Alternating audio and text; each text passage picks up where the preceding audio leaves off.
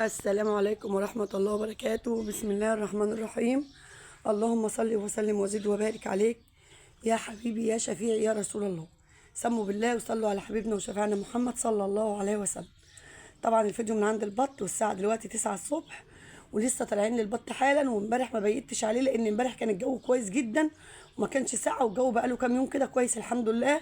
والشمس حتى بصوا الساعة 9 الشمس طالعة من الساعة 9، ما كانتش بتطلع الا 11 كده قرب الظهر. فالحمد لله الجو كويس. هما كده كده يا جماعه بيخشوا من على السطح يبيتوا في الاوضه.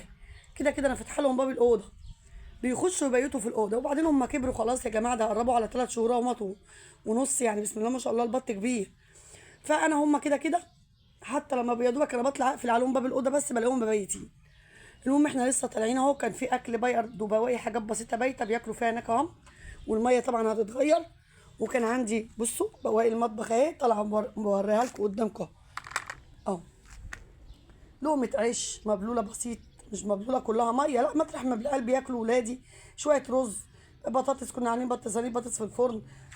تحت الجردل بقى خالص مثلا حاجات السلطه، بنقطع مثلا بقدونس للسلطه، خيار للسلطه. الحاجات دي يا جماعه مهمه جدا للطيور وللبط والفراخ البلدي، ما ترموهاش بياكلوها. عايزه اقول لكم انا يمكن بقالي دلوقتي يومين ما بحطش الا طقه علف، ممكن اخر النهار او الصبح بسيطه. يعني هم وهو بيوفر معاكي كمان العلف ان انت تحطي مرتين في اليوم، لكن ان انت تمنعي خالص لا. يعني البط ده عشان تحطي اكل البيت طقه واحده حتى في اليوم بيوفر معاكي طقه خلطه، طقه علف من اللي انت عاملاها، خلطه من اللي انت عاملاها. يعني بتحطي مرتين في اليوم بس ممكن شويه اكل بيت زي ما انا اوريكم كده.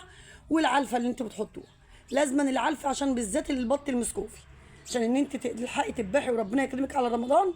لو عايزه تذبحي في اي وقت هتذبحي. قلنا البط المسكوفي حلاوته ان هو ما بيفرخش، بالعكس بتسيبيه بيشيل معاكي وزن اكتر. فطقه البواقي المطبخ دي بتوفر معاكي، بدل ما تحطي طقتين علف في اليوم هي طقه واحده. فالحاجات دي مهمه جدا يا جماعه للبط.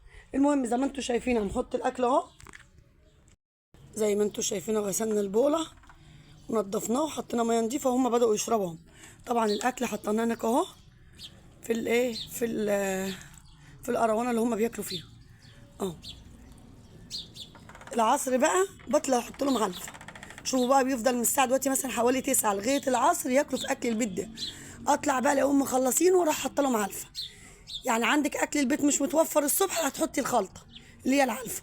متوفر، لو متوفر اخر النهار هتحطيه، مش متوفر اخر النهار متوفر الصبح هتحطيه زي كده الصبح، واخر النهار تحطي علفه. المهم برضه هنرجع ونقول ما تقطعوش العلف من قدام البط يا جماعه.